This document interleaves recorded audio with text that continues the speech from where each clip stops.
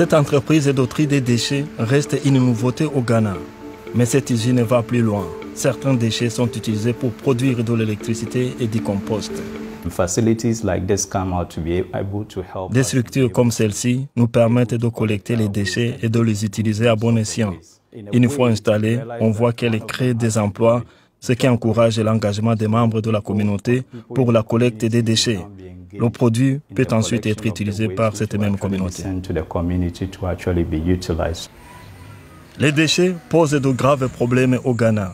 Chaque jour, 14 000 tonnes d'ordures sont produites, mais seulement 10% sont collectées.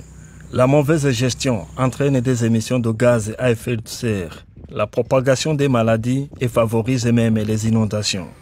Les déchets sont pourtant une ressource précieuse lorsqu'ils sont traités. Solomon Anuel est un agriculteur. Avec son fils, ils utilisent désormais le compost produit par l'usine dans leur champ de maïs. Avant d'utiliser le compost, mon rendement était très faible. Il s'est considérablement amélioré. J'ai récolté beaucoup de maïs cette année. L'année dernière, j'avais environ 10 sacs, mais cette année, j'en ai récolté 20. Le compost a donc été utile. Le compost est fabriqué dans l'usine hybride de valorisation énergétique des déchets située près de la ville d'Okumasi, où les ordures sont également utilisées pour produire de l'électricité à partir de biogaz. L'usine est alimentée grâce au solaire. Elle produit 400 kW d'électricité, ce qui est suffisant pour alimenter 500 foyers. C'est la première du genre au Ghana. Elle a coûté 5,8 millions d'euros et a été principalement financée par le gouvernement allemand. La centrale a également été développée grâce à l'appui de la technologie allemande. En une journée, nous traitons 10 tonnes et on a une production de 50 mètres cubes de gaz par jour. L'usine ne traite pas les métaux. Les déchets plastiques sont broyés et envoyés ailleurs pour être recyclés. Ce sont les déchets organiques qui permettent la production de biogaz à l'aide de bactéries placées dans son réacteur. Dans le bâtiment jaune situé derrière, le biogaz est converti en électricité grâce à un générateur. L'usine employera à terme une équipe de 50 personnes. Pour l'instant, 20 personnes y travaillent, dont des experts locaux en traitement des déchets. Ils sont formés par les partenaires allemands sur les spécificités de la production de biogaz. Pour l'instant, l'énergie produite ici n'est pas injectée dans le réseau national car elle n'est pas suffisante pour le système de transmission national. Actuellement, nous cherchons à augmenter la production d'énergie à partir du biogaz. Nous voulons que la production dépasse celle du solaire. L'objectif est d'obtenir la connexion au réseau.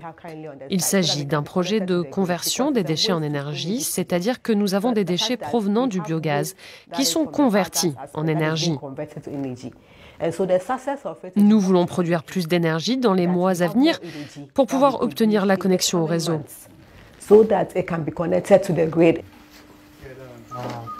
En attendant, l'électricité produite est utilisée par l'usine elle-même. Elle permet la fabrication du biocompost à partir de déchets organiques au terme d'un processus étroitement surveillé qui dure 30 jours. Au bout de 2 semaines, nous devons prélever des échantillons pour les analyser et constater l'accumulation de nutriments dans le compost. Nous devons nous assurer que tous les micronutriments sont présents et qu'il n'y a pas de métaux lourds ni d'hydrogène soufre. Le compost biologique a contribué à rendre la ferme de Solomon Anuel plus respectueuse de l'environnement. Il a pu renoncer aux engrais chimiques. Sans ce compost organique, je dois dépenser beaucoup d'argent pour acheter d'autres types d'engrais et c'est cher. Un seul sac coûte l'équivalent d'au moins 30 €. L'utilisation du compost organique a donc contribué à réduire les coûts de production. Cette usine de valorisation des déchets est un projet pilote. Le gouvernement ghanéen prévoit par après d'en construire 10 autres dans tout le pays.